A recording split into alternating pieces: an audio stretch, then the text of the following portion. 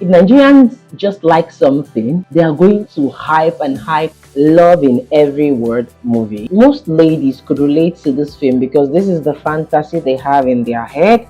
I don't know if it's the poverty in this country or what it is. Is this film really worth it? Make it for yourself and be an Obiora for yourself. How I make thousands of dollars working from the comfort of my home. Dear Odogus and Achalogus. Hey guys, welcome to the channel. Long time no sit down video. I know I have been missing in action so much, but a lot has been going on with me, and I'm going to be sharing some of that in the subsequent video. But today, what are we doing? We're going to be talking about the most trending Nigerian movie right now. I have been talking to myself so much in the bathroom about this movie. Like, there's just a lot going on in my head about this movie. The hype, the movie itself. I'm just going to be giving my 2 cents about this trending movie. So, dear Odogus and Achalogus, time to come in and let's get serious. What movie are we actually talking about? We're talking about the Love in Every Word movie by Omoni Oboli. So you can go check it out so that you can just see what we're talking about and come back to leave a comment for me telling me if you can resonate with some of the things I'm saying or some other observations you have. Okay. So first thing first, I'm going to start with something I hate totally about this video.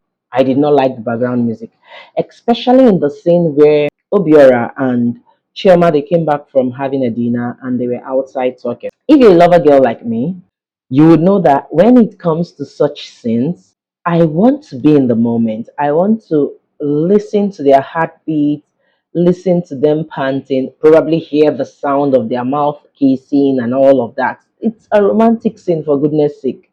I want to enjoy everything about it. I don't want to hear any piano in the background. But no, no, no, no. Please.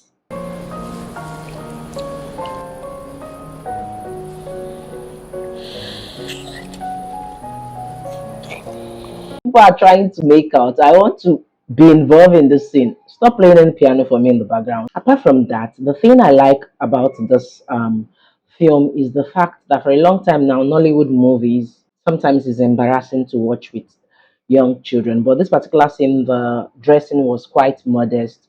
The language used was good. I even learned a new idiom, a sight for sore eyes. So if you don't know the meaning of that too, go check it out. So for me, that aspect was really, really good. They did a good job. I also liked the part where they were playing one romantic music in the background. That music was really, really good.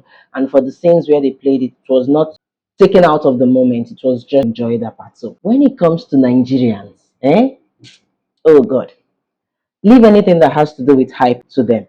If Nigerians just like something, they are going to hype and hype and hype it to the end. Talking about the hype, is this film really worth it? Let's break down the scene. The first thing, the organ scene. So people on my WhatsApp, they are not allowing me to breathe. Every minute it's like, oh, your Achalugo needs 5,000. Oh, my Odogo is coming, this, that. Sister, wake up, please. No man nowhere is getting an ogene just to come and get your phone number. You're sleeping. This is just Nollywood. When you finish fantasizing, come back to reality. And for me, that's even extra. Like, why are you making a scene, please? Why are you making a scene? But then, these are just my opinion, as I said. The next thing, buying a building. So, are you guys trying to tell me that this building where her office is was actually up for sale, or automatically he came and just bought a building that was not up for sale because he wanted to get a get number? Make it make sense to me. The next thing I realized about this film is the fact that he was spending so much. Most ladies could relate to this film because this is the fantasy they have in their head, and they are hoping and wishing and praying for a billionaire somewhere that comes and buy them thousands of dollars worth of jewelries and gifts and all of that. So that's why they were able to run with this movie. And for me, it was like, I love the fact that he could take care of his women, but I just wish most of the audience could realize that this level of lavishing is Like the 1% of the 1% of men. The spending in that film was a lot, and that's why a lot of women were like, oh my god, when is my Obiora coming? Orishirishe. Sis, your Obiora could be a keke driver. The part where Obiora was like, oh, no need for you to cook. We have chefs all around. I don't need my wife to be in the kitchen. This is very unrealistic. As an Igbo lady married to an Igbo man that has Igbo uncles, aunties, brothers, sisters, I can categorically tell you that. Are they truths? The tribe don't joke with their meals, but more so, they don't joke with having a wife that knows how to throw down. I promise you. If their wives know how to cook, it's a sense of pride for them. They want to invite friends over for weekends, for parties, for all of that, just as a means to say, we've been to Dubai, we've been to this place, but no chef or cook can be compared to my wife. So for all of you that are fantasizing about a man that will tell you, don't go close to the kitchen, you don't need to do that. The people in space are back, you need to come back to Earth. Let's talk in general what the message behind the film is. One thing I got from it is the fact that Chioma had some really, really, really good friends. For your friend to go out of her way to file a complaint against your ex that embezzled your money and recover that money, that's a keeper. So whatever you're doing, if you want to be a chioma in practical sense, the movie is trying to say you have to be in a good circle. The second thing I got from this movie is where Chalo goes, get busy. While you're imagining and thinking and fantasizing about this rich billionaire, get busy. The girl in the movie was actually very hardworking. She was sold out to her career. She was really, really a busy woman, and she was not just laying around waiting for a Prince Charming to come save her. The first take I have from this movie is that sometimes the person you're looking at and saying, oh, this is my idealistic kind of man, the man that is best for you may come in a package that doesn't really look like the idea you had in your head. So you should be smart enough to notice.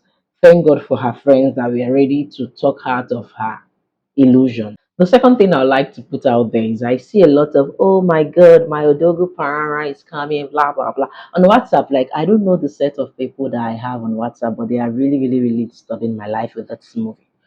So, what I'm going to say in essence is your own Odogu may not be Obiora, and that's just fine. Your Odogu may be a banker, your Odogu may be selling in the market, your Odogu may be a keke driver. Just be able to recognize that this is your own Odogu. Don't try to create an idea of what an Odogu would be like, just picking out the things you like in this movie. If anything, you should be able to say, for you to be my Odogu, you have to be intentional. I don't mean a man that comes every day and he's shouting, my wife, my wife, my wife. No. Obiora was not just introducing himself as her husband, but he was very intentional. He was interested in investing in her perfume business. He was ready to be kind to her. He was ready to go see her family whenever she's ready. He was very intentional and straightforward. So from the beginning, he made it clear and known, and he was serious to see that to the end. He was not just talking for talking sake. So that's one of the ways to spot an Obiora: intentionality and being straightforward. The second thing for me, I would say, is his sense of humor. Oh my God.